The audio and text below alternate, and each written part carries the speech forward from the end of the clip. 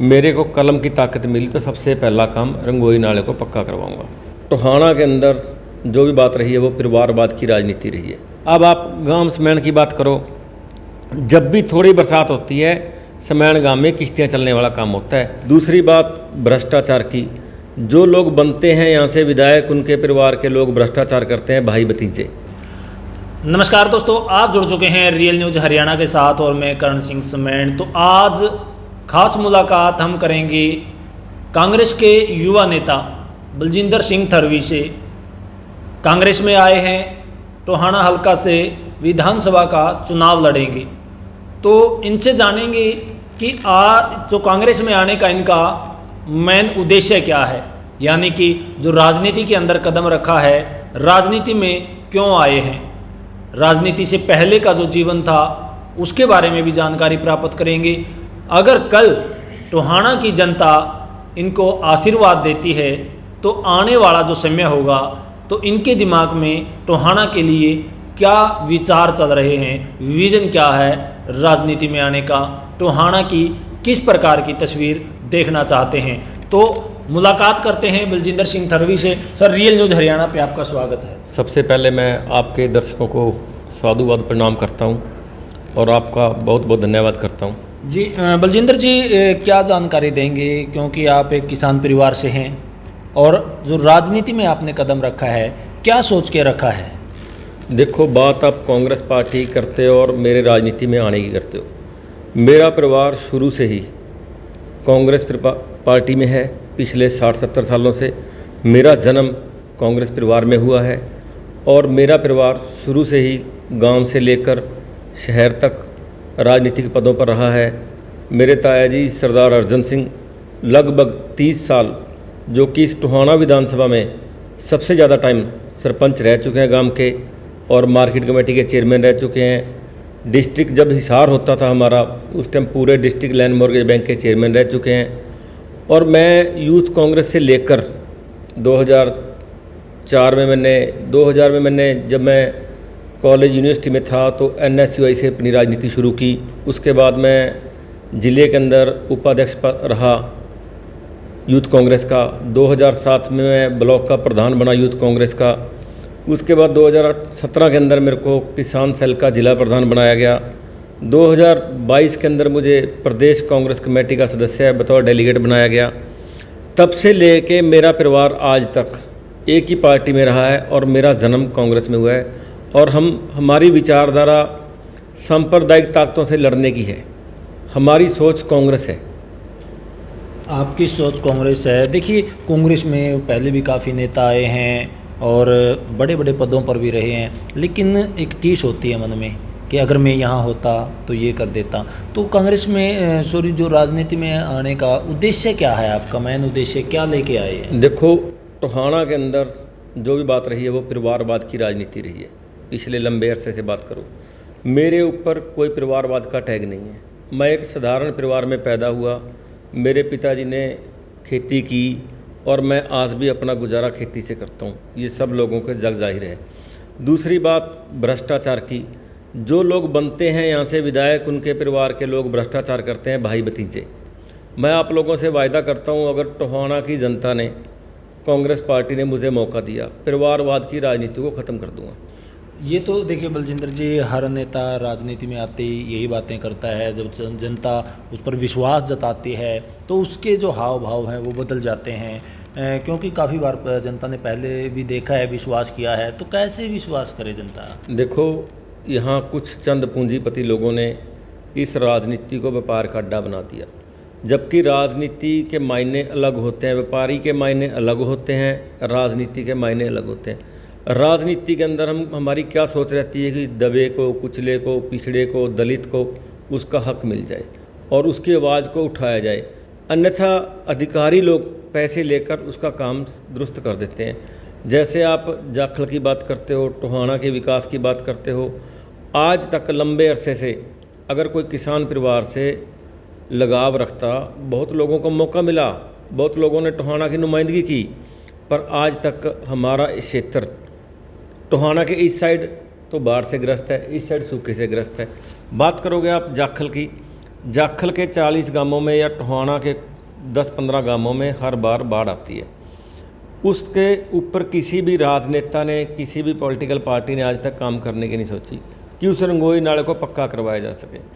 मैं आपसे वायदा करता हूं कि जब भी परमात्मा के आशीर्वाद से, जनता के सहयोग से, पार्टी के और मेरे नेताओं के आशीर्वाद से मेरे को कलम की ताकत मिली तो सबसे पहला काम रंगोई नाले को पक्का करवाऊंगा। उसके बाद जाखल के अंदर मूलभूत सुविधाओं की बात करें, वहाँ लड़कियों का कॉलेज नहीं है। जाखल का जो गांव है वो टोहाना से और फतेहाबाद से काफ़ी छटा हुआ गांव है, दूर होता है, जहाँ बसों का कोई साधन नहीं है। वहाँ से हमारी बहन बेटियों को कॉलेज में आने की बड़ी दिक्कत है, या टोहाना आती हैं या फतेहाबाद जाती हैं। हमारी पहली प्राथमिकता होगी कि म्योंद कला के आसपास सेंटर जहाँ पड़ता है जाखल का, वहाँ एक लड़कियों का कॉलेज हो। उसके बाद टोहाना की बात करते हो, आज तक टोहाना का आप चंडीगढ़ रोड, जिसे हम हिसार रोड कह देते हैं, मेन रोड है, एक प्रांत को दूसरे प्रांत से जोड़ता है। पिछले 10 साल के अंदर प्रदेश के अंदर भी सरकार रही, केंद्र के अंदर भी सरकार थी, गठबंधन की सरकार रही, बीजेपी जेजेपी की, यहाँ के नेता 10 साल में एक रोड नहीं बना सके, वो जाते जाते इसका पत्थर लगा गए हैं। अब आप गांव समैन की बात करो, जब भी थोड़ी बरसात होती है समैन गांव में किश्तियाँ चलने वाला काम होता है। वहाँ पर जो मेन हाईवे है उसके ऊपर हम चल नहीं सकते। जब भी हम गांव में जाते हैं तो हमें वो गांव वासी यही कहते हैं कि ये पानी देख लेना, आप आगे से आओगे तो ये पानी मत हो।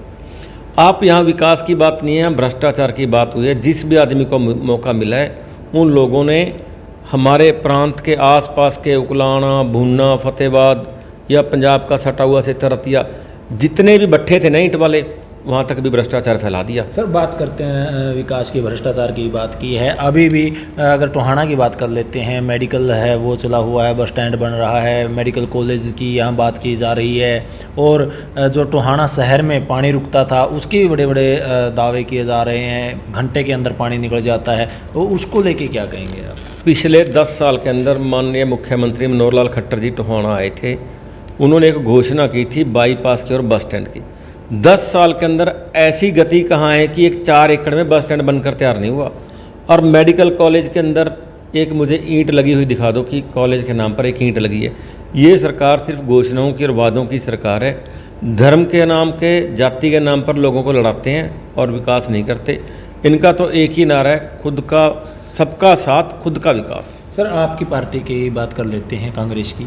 यहाँ से कृषि मंत्री रहे हैं, आपकी ही पार्टी के थे, काफ़ी समय तक रहे हैं, ये नहीं कि थोड़ा समय उनके पास था, तो उस समय भी इन जो समस्याओं का सामना करना पड़ता था। क्या लगता है अगर आप आ गए तो इस समस्याओं से निजात मिलेगी? देखो, पिछले 30 साल की अगर हम बात करें प्रदेश की, तो 9.5 साल कांग्रेस पार्टी के पास इस प्रदेश की सत्ता की भागदौड़ रही है। और पिछले लंबे समय से पहले माननीय बंसीलाल जी थे, ओम प्रकाश चौटाला जी थे, वो भी बीजेपी के गठबंधन की सरकारें थी। अब लगातार पिछले 10 साल से बीजेपी की सरकार है। हमें तो जितना टाइम मिला प्रांत के अंदर, केंद्र के अंदर सरदार मनमोहन सिंह जी की सरकार थी, जितने भी प्लांट लगे, चाहे गोरखपुर के अंदर बिजली का प्लांट था, उसकी गति को देखो कि आप कितना कहाँ तक ले आए। ये मानने की बात है, भी विकास हुआ पर उतना ज़्यादा नहीं हुआ जितनी ज़रूरत थी।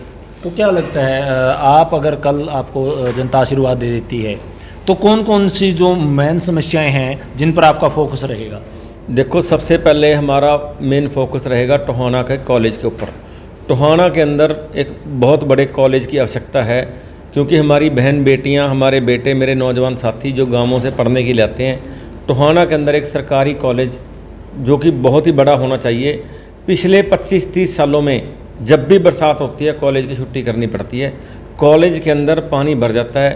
पहले माननीय बराड़ा साहब जी पार्टी के बड़े पदों पर रहे, सरकार में बड़ी अहदेदारी थी, फिर देवेंद्र बबली जी कैबिनेट मंत्री रहे, कॉलेज के अंदर एक ईंट तक नहीं लगाई और कॉलेज का जल भराव की जो समस्या थी उसको दूर तक नहीं कर सके। इन लोगों ने सिर्फ अपना खुद का विकास किया और अपने परिवारवाद का विकास किया है, इसके अलावा इन्होंने हल्के की कोई समस्या को दूर नहीं किया। चलो थोड़ी खुद की बात भी कर लेते हैं। ये तो रोप प्रतिरोप, विकास, भ्रष्टाचार चलता रहेगा। तो लोकसभा का जो चुनाव था वो चला गया है, कुमारी शैलजा यहाँ अच्छे मार्जिन से जीत हासिल की है, तो अब लगातार आप गाँव में भी जा रहे हैं, किस प्रकार का आपको समर्थन मिल रहा है या लोगों का प्यार मिल रहा है? देखो, लोगों का मन कांग्रेस में है। लोग बीजेपी और जेजेपी जो किसान विरोधी नीतियां थी और नेता थे उनसे लोग परेशान थे। उन लोगों ने पिछले 5 साल में किसानों की एक बार सूद नहीं ली। किसान को ज़रूरत है एमएसपी की, मजदूर को ज़रूरत है काम की, पढ़े लिखे को ज़रूरत है रोज़गार की, शिक्षा की, स्वास्थ्य की। इन मुद्दों के ऊपर पिछले 5 साल में किसी ने ध्यान नहीं दिया। पिछले कुछ दिन पहले कुछ नेताओं ने टोहाना को ज़िला बनाने की मांग की। मैं व्यक्तिगत तौर पर कह सकता हूं कि जब आप लोग सत्ता में थे, क्या उस टाइम टोहाना को ज़िला बनाने की मांग नहीं उठ सकती थी? जब आपकी कलम में ताकत थी।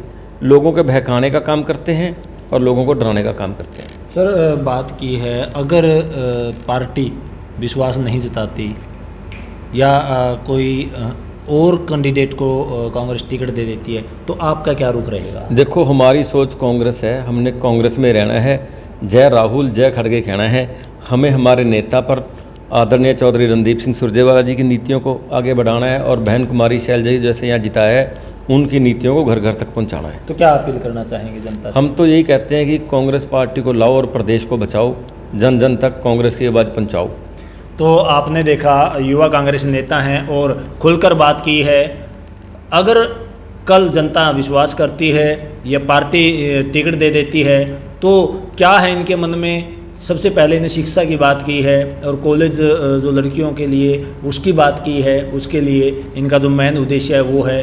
और एक बहुत बड़ी बात कही है कि चाहे कांग्रेस टिकट किसी को दो, इनका जो थ्योरी है या इनकी जो पार्टी है वो कांग्रेस ही रहेगी।